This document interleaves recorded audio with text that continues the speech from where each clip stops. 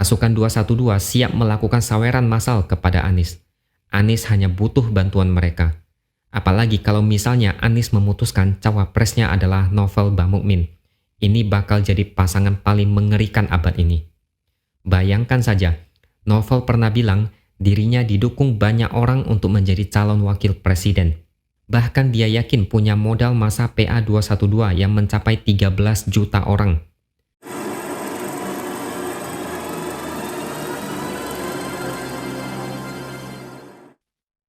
Halo, bertemu lagi dengan saya X Hardy di Opini Seward.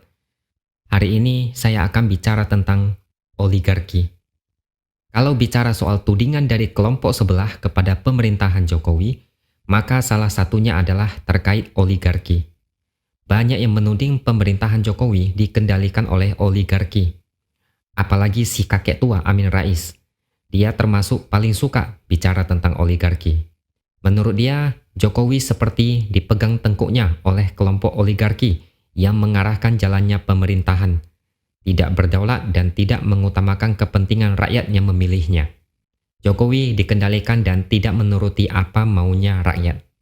Baru-baru ini Anies yang dianggap sebagai antitesis dari Jokowi ditantang apakah dia bisa bebas dari pengaruh oligarki.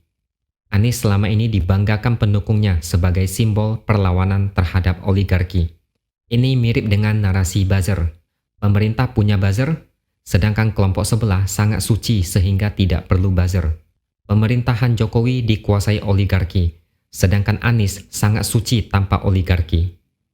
Seorang jurnalis bernama Asyari Usman mewawancarai Anies. Dia meminta pendapat Anies mengenai crowdfunding sebagai salah satu alternatif agar terhindar dari dana oligarki. Karena menurutnya oligarki akan menyandera presiden nantinya.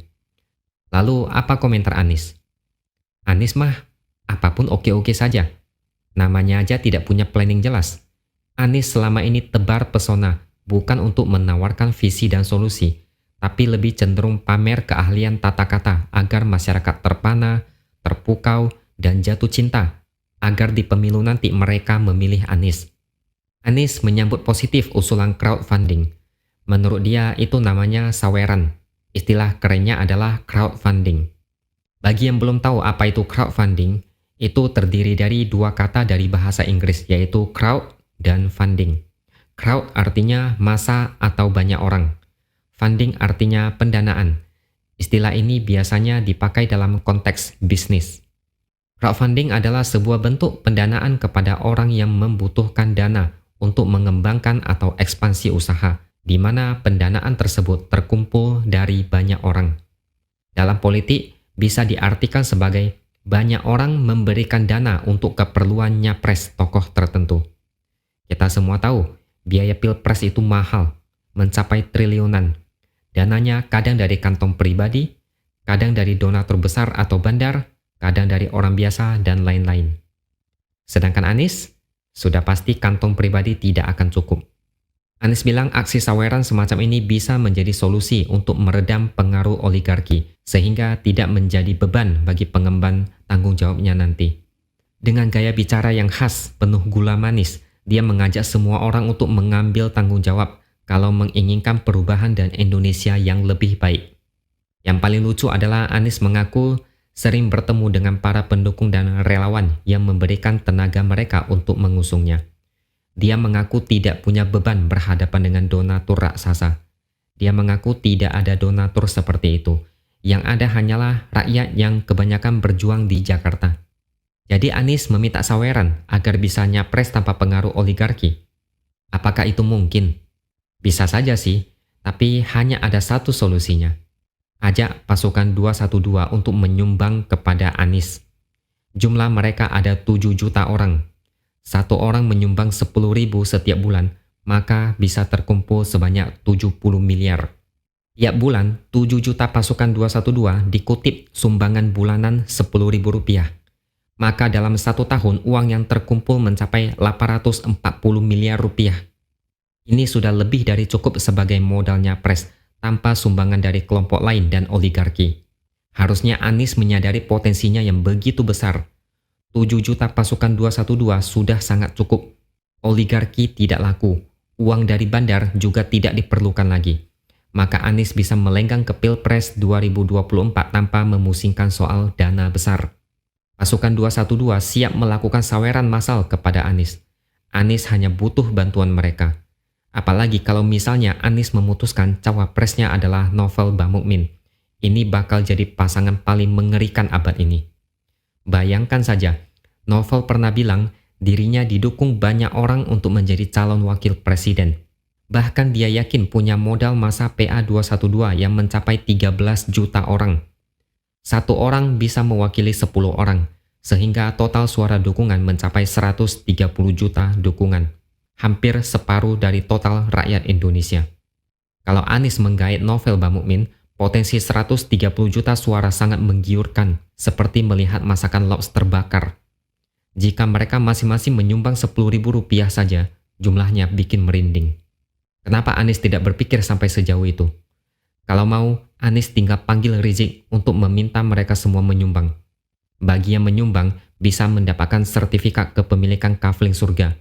Bagi yang tidak menyumbang akan tahu akibatnya. Solusi sudah di depan mata, kenapa dibuang begitu saja? Anies pasti sudah tahu, pasukan 212 itu kebanyakan tidak punya uang. Makan nasi bungkus saja harus tunggu yang gratisan. Boro-boro mau sumbang. Makan aja masih mau yang gratisan. Apalagi baru-baru ini Bakhtiar Nasir bernyanyi soal demo. Dia curiga kalau orang yang dikit-dikit demo berarti mereka sudah punya penghasilan dari menggerakkan demo. Sebenarnya ini rahasia umum. Siapapun tahu mereka itu tidak bekerja, makanya bisa sering-sering demo. Tidak mungkin mereka ini bos besar yang tak perlu bekerja. Masa bos besar turun ke jalan sambil dipanggang di bawah sinar matahari atau guyuran hujan? Ini sih bos kelas teri atau bos abal-abal. Ayo tebak, apalagi alasan Anies tak mau minta saweran dari pasukan 212? Sudah pasti karena Anies sedang berusaha menjauh dari mereka. Anies sedang pusing akibat narasi politik identitas yang begitu masif di media sosial. Dia seolah tahu kalau cap ini terus terbawa hingga Pilpres 2024, ini akan sangat merugikan dia. Di Jakarta, politik identitas mungkin bisa berhasil. Tapi untuk skala nasional, politik identitas itu sangat menjijikkan. Makanya Anies mau mencuci bersih dirinya. Buktinya, Anies tidak hadir di aksi reuni 411. Prediksi saya, Anies juga takkan hadir di reuni 212 nanti, karena takut dicap sebagai bagian dari kelompok pengusung politik identitas. Padahal pada reuni 212 tahun 2019 Anies hadir. Ternyata kemunafikan mau ditutup rapat-rapat. Rekam jejak kotor mau disembunyikan. Noda politik identitas mau dibersihkan. Jangan dipikir rakyat tidak tahu. Rakyat sudah sadar dengan masa lalu Anies, bagaimana dia memenangkan Pilkada DKI 2017. Kalau tidak mau bantuan pasukan 212, mau tak mau memang harus mengharapkan donatur besar. Seperti kata Fahri Hamzah, bandar belum sepakat sehingga Nasdem, PKS, dan Demokrat belum bisa resmi bersatu. Bandar yang dimaksud pasti donatur besar. Saya juga teringat dengan perkataan dari Direktur Eksekutif Cyrus Network, Hasan Nasbi. Dia membantah anggapan bahwa Anies itu simbol perlawanan terhadap oligarki. Anies juga sebenarnya sama saja, didukung oleh oligarki. Buktinya, orang di belakang Anies yang juga memiliki sebuah pulau. Siapa lagi kalau bukan Surya Paloh? Anies dekat dengan JK, dan JK juga dianggap seorang oligarki. Faktanya, meski oligarki dijelek-jelekkan, dibusuk-busukkan, tetap saja biaya politik melibatkan sumbangan dari mereka. Kalau mengharapkan sumbangan atau saweran, bisa terkumpul berapa banyak? Meski diakui oligarki itu bikin demokrasi jadi terganggu, tapi faktanya bantuan mereka sangat dibutuhkan karena modal nyapres sangat besar. Hanya saja, kelompok sebelah selalu merasa paling suci.